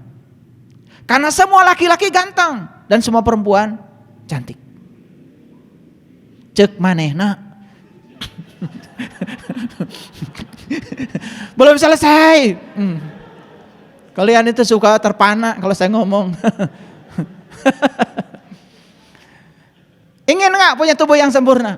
Karena tubuh yang sempurna adalah sarana untuk mengantarkan kita, jiwa kita pulang pada Allah. Kalau tubuhnya sudah tidak sempurna, kata Quran, surat Al-Baqarah, sapi yang cacat, sapi betina yang cacat, tidak bisa mengantarkan sang jiwa pulang kepada Allah. Sapi betina itu jasmani. Makanya beruntung kayak kalian sini nih, tubuhnya sempurna. Ini kebaikanmu banyak pasti di masa lalu. Baru satu. Setelah punya tubuh yang sempurna kan tadi ingin dilahirkan di keluarga yang berkecukupan. Tabungan kebaikanmu harus lebih banyak lagi. Berkecukupan tetapi tidak berkesadaran, buat apa? Selain berkecukupan, berpendidikan, juga ingin dilahirkan di keluarga yang berkesadaran. Tidak ada konflik, tidak ada perang di rumah, tidak ada marah-marahan. Jangan dikira loh, kalau di rumah yang damai tidak ada kemarahan itu mahal. Tabungan kebaikanmu harus banyak. Lahir tubuh yang sempurna di keluarga yang berkecukupan, kemudian di keluarga yang berkesadaran, dipilihkan pendidikan yang paling bagus, mahal gak masalah. Kan kamu jadi orang, pasti secara duniawi pangkatmu juga akan tinggi, penguasaan bahasa asingnya keren, penguasaan ilmunya keren, lah pastilah jadi direktur. Iya.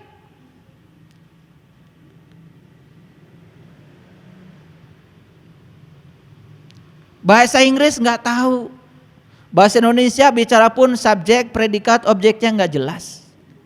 Bicara bahasa daerah pun nggak jelas. Siapa yang menyuruh kamu jadi bekerja jadi direktur? Maaf ya. Semua tingkatan-tingkatan peran di semesta ini yang menentukan peran dia apa, dia sendiri, bukan Allah. Ada yang perannya mohon maaf di sebuah perusahaan, ada yang direkturnya, ada yang sekretarisnya, terus ke bawah ada yang tukang sapunya. Semua itu yang menentukan peranmu adalah dirimu sendiri. Berikutnya, ingin hidup di sebuah komunitas yang berkesadaran. Tidak mudah untuk berada di sebuah komunitas yang frekuensinya tinggi. Nih contoh sederhana, komunitas WA, banyak?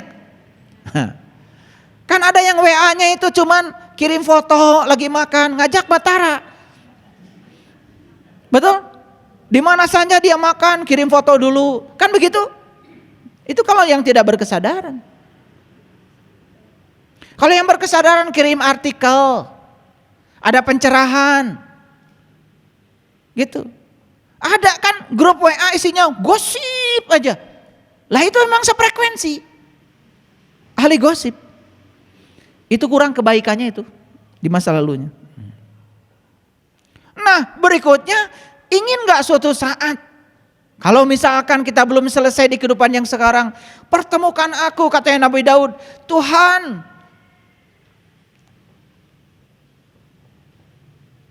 tumbuhkanlah cintaku kepadamu.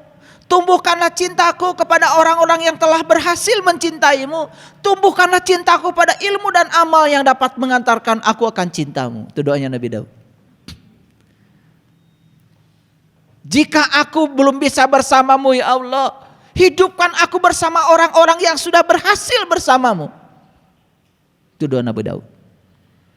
Kalau kamu tidak bisa bersama Allah, cukup kamu bersama orang-orang yang sudah bersama Allah. Kamu akan bersama Allah. Dan untuk bersama orang-orang yang bersama Allah beneran, perlu tabungan karma kebaikan yang banyak. Apalagi kalau untuk sampai bertemu dengan jati dirimu yang sesungguhnya, perlu tabungan karma yang banyak. Jadi lucu saja kalau ingin punya masa depan rohani yang gamblang, tetapi kehidupannya gambling. Pelitnya auzubillah. Sepatu itu sudah robek, masih dipakai juga. Padahal duitnya banyak. Makan sehat pun gak pernah. Ya makan sehat ya mahal. Saya kalau makan sehat, makanan Jepang misalkan, makan sashimi, ya satu porsi, ya paling sedikit kan 200.000. Kalau saya makan sashimi 2 porsi 400.000, saya sendiri. Tapi sehat. Betul? Ada juga makanan yang 5.000 cilok. Cimo. Sebeh sarua. Tapi begitu mikir lupa semua. Pagi-pagi minum jus.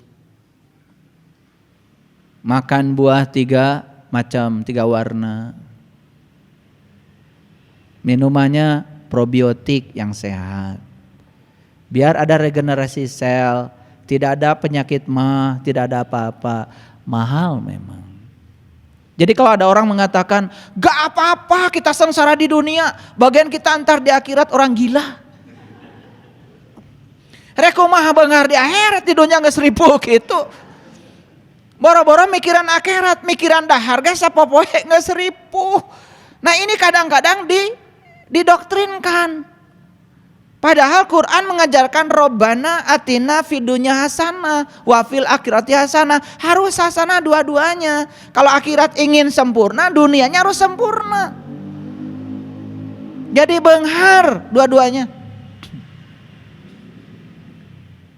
Memang uang itu bukan segalanya, tapi segalanya perlu duit. Jadi jangan berpuisi. Saya nggak perlu uang karena uang bukan segalanya. Segalanya perlu duit. Kalau nggak ada uang, repot. Kalian sholat Allahu Akbar, begitu sujud, sajadahnya keserak. Tahu keserak? Garing, ya, tipis. Ya, sekali sujud langsung hitam.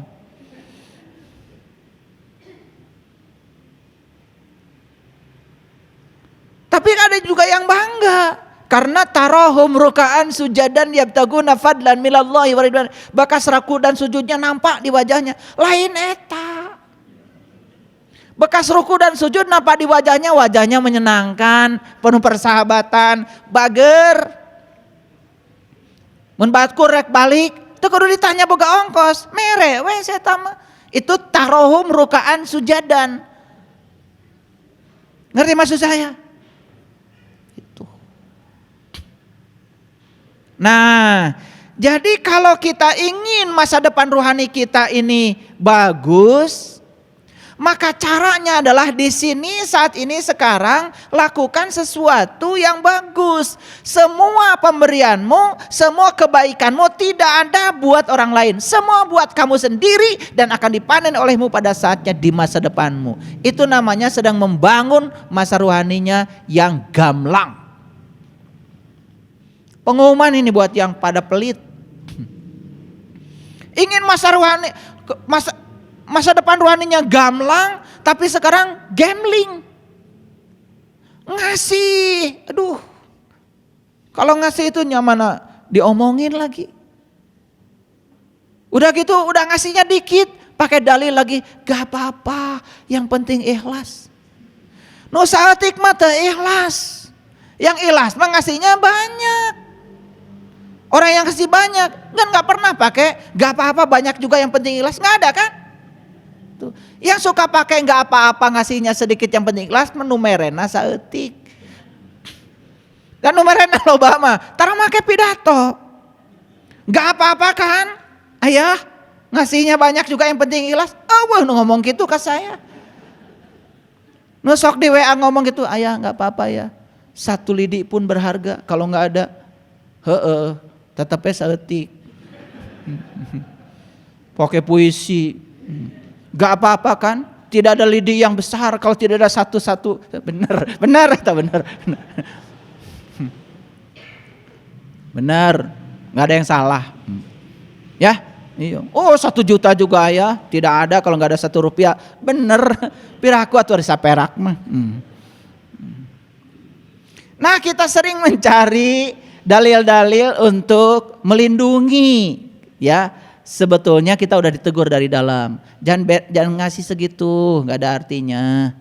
Tapi kita bikin dalil-dalil untuk memberikan diri seakan-akan terhormat. Itulah sebetulnya. Jadi sekali lagi, kebaikan tentu saja tidak terbatas pada harta. Kebaikan tuh banyak.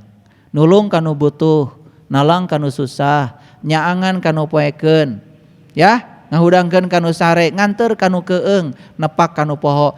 Sok, yang 6 saja kalau dilakukan itu sudah keren. Perbanyak kebaikan. Kapan? Sekarang. Maka Quran mengatakan janganlah kamu mengatakan besok masih ada waktu. Itu adalah kesombongan. Nah, jadi jelas ya. Apa sih masa depan itu? Masa depan adalah waktu setelah masa kini. Masa depan kedatangannya dianggap tak terelakkan. Karena apa? Keberadaan waktu dan hukum fisika. Masa depan itu ada. Karena apa? Karena keabadian. Walaupun secara agama kadang-kadang saya sering mengatakan masa depan tidak ada, masa lalu tidak ada, yang ada masa kini. Itu dari terminologi agama supaya kalian semangat. Tetapi dari sisi hukum fisika masa depan ada.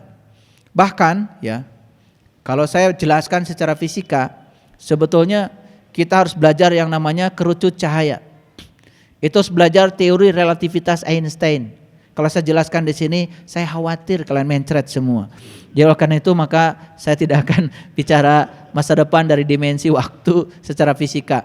Cukup saja ya, masa depan itu memang ada secara fisika karena keabadian tetap ada. Tetapi secara agama sering ada orang mengatakan masa depan tidak ada, maksudnya supaya kita berfokus pada di sini, saat ini, sekarang. Ngerti maksud saya? Nah, bedakan ya, mana sudut pandang fisika, mana sudut pandang agama. Sudut pandang fisika ya memang ya. Ya, ada yang namanya kerucut cahaya. Ya, konsep ruang dan waktu, konsep keabadian. Ada yang namanya teori relativitas, ada yang namanya konsep dilasi waktu. Itu kalau dijelaskan pusing kalian ya. Boro-boro ngurusi teori relativitas ya. Ya. Ya, ngitung aljabar aja yang biasa, x kuadrat tambah 4x ditambah 4 sama dengan 0. Berapa x1, berapa x2, liar kan? Iya, jangankan yang gitu. Gak usah, pusing itu, pusing. Itu mah bagian saya. Nah, sekarang yang paling penting bahwa masa depan itu ada. Tetapi dalam konsep agama sering orang-orang mengatakan secara bijak masa depan itu tidak ada. Bukan berarti begitu sudut pandangnya. Supaya kita berfokus pada saat ini. Di sini sekarang. Kalau mau berbuat kebaikan sekarang saja. Gitu maksudnya ya. Jadi bedakan mana sudut pandang fisika, mana sudut pandang agama. Stephen Hawking bicara masa depan ada. Einstein bicara masa depan ada karena beliau adalah ahli-ahli fisika. Ya. Tetapi ya, orang-orang yang mengajarkan kita untuk berbuat hari ini sering mengatakan masa depan tidak ada, supaya kita berbuatnya di sini, saat ini, sekarang. Makanya ada orang yang kemudian menulis buku The Power of Now, supaya kita berfokus ke sini, saat ini, sekarang. Jadi sudah jelas. Hari ini saya tidak bicara banyak ayat. Walaupun saya meluncur tadi beberapa ayat muncul, itu karena anugerah dari semesta buat kalian. Tetapi yang paling penting sekarang, mari kita tentukan masa depan kita dengan gamblang. Terutama masa depan jasmani dan rohani kita. Dan mulai sekarang berhenti untuk melakukan tindakan gambling. Karena semua harus sudah pasti. Terima kasih. Assalamualaikum warahmatullahi wabarakatuh.